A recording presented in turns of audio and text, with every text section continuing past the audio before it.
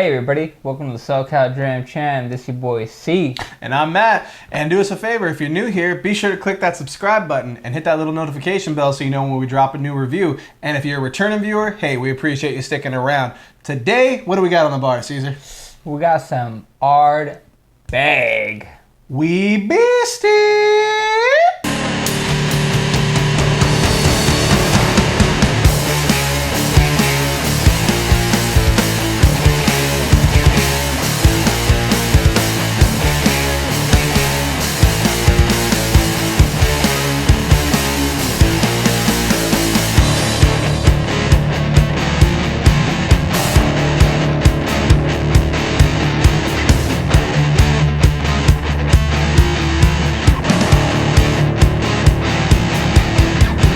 So, Ardbeg, We Beastie. This is a new bottle from Ardbeg. If I'm not mistaken, it's going to be part of their core range. Ardbeg Distillery, you guys know it, you love it. We've reviewed an Ardbeg before, the Ugadale. It was our Christmas episode. Check it out. It's up here somewhere in the top corner of the video. You know how that goes. But nonetheless, guys, this is a 5-year-old expression from Ardbeg. Like I said, Ardbeg, it's from Islay. Ardbeg was founded in, I think, 1815. They've been doing Scotch for a long, long time. They use source malted barley from Port Ellen. And God, I wish we could get a bottle of Port Ellen, but that's okay. That's a too expensive bottle for us. That's all right. But nonetheless, like I said, this is a new bottle from Ardbeg. And like I said, I think it's going to be part of their core range. It's only 5 years old. This is a pretty ballsy move, for lack of a better word, to go ahead and put that kind of an age statement of 5 years on the bottle. But you know what? I personally love it. I think it goes back to play with the whole transparency thing. I think if you are going to be just completely transparent and open and honest about what's in the bottle, what essentially you're putting in your body, you should put something like that, and you shouldn't be ashamed to put it on there. So I love that it's big, bold, right there on the front of the bottle. This is presented at 47.4% ABV.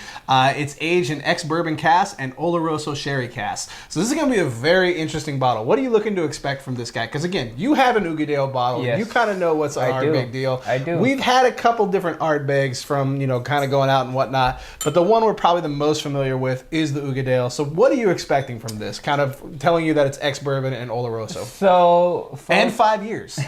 Well, all right. So I'm gonna start with the 5 years. So, folks, Ardbeg to me is like the Macallan of PD whiskey. To me, I think it's very well known, it's very out there for all you Scotch drinkers from Scotland specifically too. I think Ardbeg is a good, easy go-to peat style whiskey. So with that being said, I think that's where that confidence from the 5 year comes from, because they're like, you know what, people know what we do and they know we do it well, so let's just put it out there and it's fine, they'll enjoy it. So we'll see where it goes, because I haven't tasted it, haven't smelled it, haven't nothing. But you're right, I do have that Ardbeg Ugadale, and it as far as smell goes, nose goes, right off the back, super similar. 100%. You get the peat right off the back. Oh no, there's no hiding that there's peat in here. I definitely get the peat. Oh, for sure. I get fresh bark, a little bit of fresh bark as far as the nose goes. But as far as what I'm expecting it to be good, because like you said, they're flaunting the 5 year, which isn't too common for, Scotches or any type of whiskey really in the long run. Well, to be Scotch, you have to age for 3 years minimum. Like SWA, Scotch Whisky Association, like that's part of their law. If you're going to be Scotch, you have to be aged in Scotland. You have to be aged for a minimum of 3 years. So, I mean, this ain't all that much further from 3 years. So it's going to be an interesting dram for sure. And it's from Ardbeg, so like I said, folks, like, I mean, you should expect something good no matter what. It doesn't matter. It's like if Ferrari came out with a $2,000 car, you'd be like, all right, well, I mean, the price seems kind of low, but it came from here, so you're kind of expecting it to be like... It's literally a cardboard box with, like, pie wheels on it, going Ferrari on the side. In the long run, you know what I'm talking about. It's like, like if it came Fred Flintstone, that bad boy. You get some extra leather feet with it. Exactly. No, but like, I think what they're trying to go for is like, if you know where it's coming from, then I hope you know to expect what you've previously expected. So that's where I'm at least. Yeah. I hope it goes out. So I got this in, I think it arrived yesterday. So I've only had this bottle for less than 24 hours. But in the interest of our reviews, I usually will kill the neck pour when it comes to whatever bottle we're going to review next. So I did kill the neck pour on this, and I will tell you, it's interesting. I really am looking forward to what you have to say about this. Like I said, it's brand new. There's not a whole lot of information out there on it, and it took a while to get to the States because of the current global situation. Before I go too much further into the bottle, though, I do want to shout out my coin today that I'm using. I'm going to be using my I Whiskey She Wines coin. Shout out to Bobby and Sam. You guys are great. The reason why I'm using this is because, Sam, I just think that you would hate this bottle. I don't know. From everything I've seen, you're not a big smoky whiskey person, but that's okay. You should still try this because it's very interesting. Who are you using? For my coaster coin, I'm using Whiskey Wednesday. Since last time I chose I'll do no. That's what Sam would say to this class.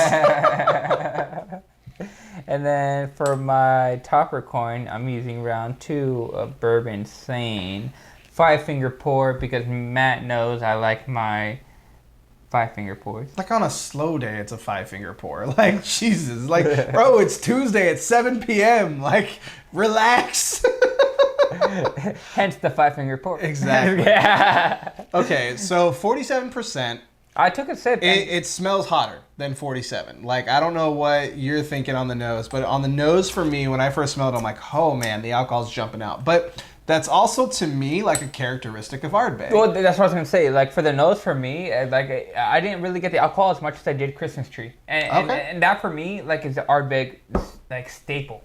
Like, then again, I've only had a couple Ardbegs, but so far what I've had from them lets me know that this particular Christmas tree smell, is veered me towards Ardbeg. So if you put a blind lineup and you do 2 different Ardbegs in the lineup, I could tell which 2 would be, as far as smell goes, the Ardbeg, because of how specific that Christmas tree smell is. And I related to Christmas trees because that's what I can closely relate it to. But if I really thought about it, it's probably like a little bit of bonfire as well. But Christmas tree is definitely the bam, bam, bam, 100%. That's exactly what it is. Anything else is maybe a little bit, but that's what I feel it is right there.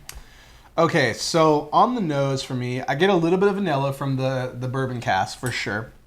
I get salty brine. Like it's an Islay whiskey, so I'm used to getting that. But it's so young that the whiskey is kind of like just kind of a little bit punchy. I know I've been kind of favoring that word lately, but that's kind of the experience, right? It's just kind of punching out of the glass at 47%. But then you take a sip and you get that typical Ardbeg nose, like, or that Ardbeg palate, right? To me, it's very medicinal. It's very iodine, but in all honesty, it's like wet Band-Aid. It's like wet Band-Aid smell. This is kind of TMI/gross, but Caesar one time split his head open on the way to work, and I had to play medic. And when you get a Band-Aid wet, it gives off a very weird smell. And that's kind of what Ardbeg is. But what I will say is, after you get past that, it kind of reminds me of like a Springbank or a Kilcairn, right? You kind of have to get through that first hurdle, then you can get to some really good stuff. You get this sweetness, almost tobacco-y leaf from the sherry, the Oloroso. Yeah. And it's not overly fruity. You still definitely get the smoke. Like, if you're not into peaty whiskey, stay away from this guy. You are not going to dig this. But if you are open to a little bit of peat in your whiskey and you are a fan of that, I think that's something you're really going to like. And at 5 years, I will tell you, it does not drink as if it's that young. It smells it, but it doesn't drink as if it's that young. So, folks, first off, back to the story. Splitting my head open. I remember that day. As a matter of fact, my head continuously bled to the point where the next day, like, I was like, oh, no, I need to go to work. I need to make my money. I need to make rent. But then, like, randomly throughout the day, you'd get a drip of blood just start pouring down my face and it looked bad in front of customers, obviously. So the next day I had to call out, go to the emergency room and get staples on my head because it was actually that bad. So yes, I remember that day because I was like, wasn't a fun day. I was like, I need to work. And then I had a big old square patch on my head. I was like, that'll work. That was funny. That'll work. and then talking to a customer and feeling like my head's wet. And the next thing I go to the bathroom and it's just dripping blood. I was like, oh, that's not good. That's not good for anyone. Yeah. So. What do you mean you don't want to buy this camera? back to this. Now that everybody's tuned out. It's very reminiscent, like I said, of that Ardbeg Ugandale. And to be honest, like, what's this price pointed at? This is $50. Same, pretty close. I mean, Ardbeg Ugandale is about 70 to 75, depending on where you get it. I've seen it as low as 45 right now, but I paid 50. I got this from a store in New York and got it shipped. And of course, right as soon as I ordered it, the store that I went to, had cases of it. I think they got all the cases for the States because you can't get this anywhere right now. But like I said, I think this is going to be a part of their core range. So if you haven't seen it yet, you'll probably see it soon. This, folks, So I would say, it's a Christmas tree. I mean, yeah, it's 100% Christmas tree, but if there's another thing it could relate it to as far as this goes, right here, this specific bottle, it would be like, it tastes like a tar saltiness. Like, it's definitely salty and tastes a little bit tarry. But for those of you at home, that doesn't taste, or if you picture that doesn't taste good at all. Who wants to taste tar with salt? Ugh, right? But for those of you that know what I'm talking about, when we talk about peat or when we talk about smoky whiskey, that smoky tar is actually pretty smooth and it's pretty average across the palate as far as Ardbeg goes. So if you guys know you like peat, this is definitely something to try. If you don't, then for sure do not try it. There's other stuff out there for you. So I dropped a couple drops of water on this, and I haven't tried it yet, but just kind of commenting on the finish, neat anyway. It's very savory. Like, it's almost like... If you enjoy it. If you enjoy, like I said, if you like the smoky 100%. whiskey, to me, the finish, it's almost worth, like, even if you don't like smoky whiskey, it's almost worth trying to get to the finish, because for me, it's like a hickory smoked beef jerky. Like, this has got some body to it. Yeah. Like, it's got like a meatiness, and it's really good. It's I really nice. feel that's a developed palate though, because I 100% know what you're talking about. But if you get someone off the streets that's like, if I gave this to a buddy of mine who's no thank you on the smoke, like, he's not going to get that. Yeah. But, to somebody else that I know who really likes his Lagavulin, I could pour him a glass of this and he'll be like, yes, more please. You know what I mean? Yeah, for sure. So with the water, interestingly enough, it definitely neuters the alcohol for sure. Like, it almost has no bite to it on the nose with the water. And I dropped probably 4 or 5 drops into it. I get a little bit more of that vanilla. I notice that whenever it's like a bourbon cask, like, I will almost always get more of the vanilla as soon as I drop water into it. Interesting. What are you getting now? It's way less smoky. Like, that's the first thing I get. Like there's still an afterburn, but it's kind of like to be honest, it goes down to that next morning campfire, right? Like, it's the remnants, but it's not. I would say it's a 1 out of 3. Where when you first take it, like, directly straight, it's a like 3 or 4 out of 3 as far as smoke goes. But with a few drop of 4 drops of water, it's like a 2 out of 3, 3 out of 4. Like, it's nowhere near as pungent, but it's still good. Like, to be honest, I think this is just a personal taste. Obviously, people out there with a really good developed peat palate would love this because it's so peaty. But for me, at my stage where I'm at, I would almost prefer it being like this. So it's just like with the water? Drop a couple of drops and then sell it, and people will enjoy it more. But like I said, I'm not a huge peat guy, so it wouldn't be too good for me. But for those people that enjoy peat, I'll take your Ugandale. Like, just leave it here.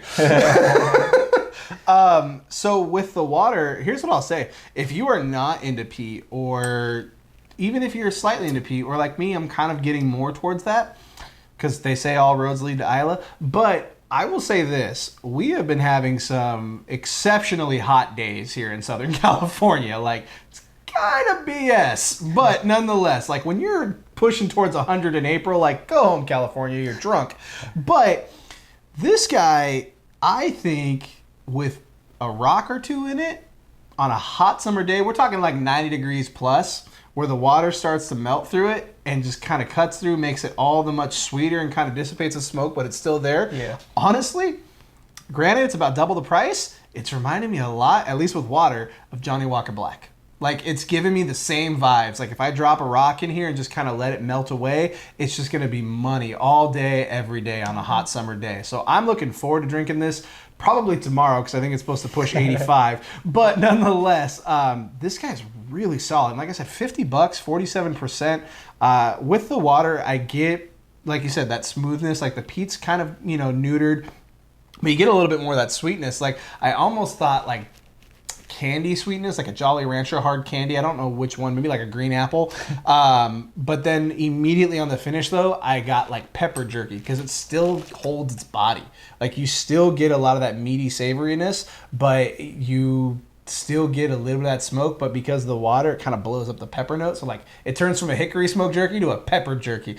I'm okay with both. So honestly, for me, I think I still prefer it neat, but I would drink it either way. All right, folks. So as far as rating for me goes on this specific Ardbeg, for me it's probably a 3. It's probably a 3. Ardbeg 5-year for me wouldn't have a long career. If you're not into smoky whiskey, please steer clear. And if you are into that kind of stuff, then smack it on your rear because it is definitely for you. I like it. Just owned it. Like, nope, we're ending on YOU. You said 3? Yeah. I think I'm inclined to agree with you. If we did halves, I'd say 2.5. I will say though, for $50, 47%, it's an Ardbeg. I love the ballsiness. Like I said in the beginning, the ballsiness of putting 5 years on the bottle. Not a lot of people will do that. I think it's really solid of them to do it. I think I'm also giving it a 3. Like I said, I like the flavors that are jumping out of the glass. If you don't like peat, you may want to stay clear. But if you do like it, or if you are into that kind of whiskey enthusiast and you like tasting whiskey and trying to pull out flavors, you should give this one a shot. I think for the price point, being that Ardbeg 10 is $50, not $15, $50, and this is $50, honestly, the Ardbeg 10 to me tastes like an ashtray. Maybe it's been a while since I had it. This tastes much more subtle and smooth. I would go with this over the 10 every day. I realize it's probably a sin in some people's eyes, but that's okay. I own it because guess what? This bottle's great. But nonetheless, it's a 3 from me.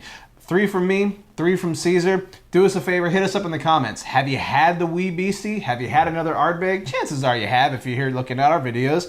But let us know what you've had. Let us know what your thoughts are. Be sure to check us out on the social medias at socaldramtram on Instagram, Facebook, and Twitter. That's really all I got to add today, other than, hey, be sure to hit that subscribe if you're new here. You got anything else you want to add today, Caesar?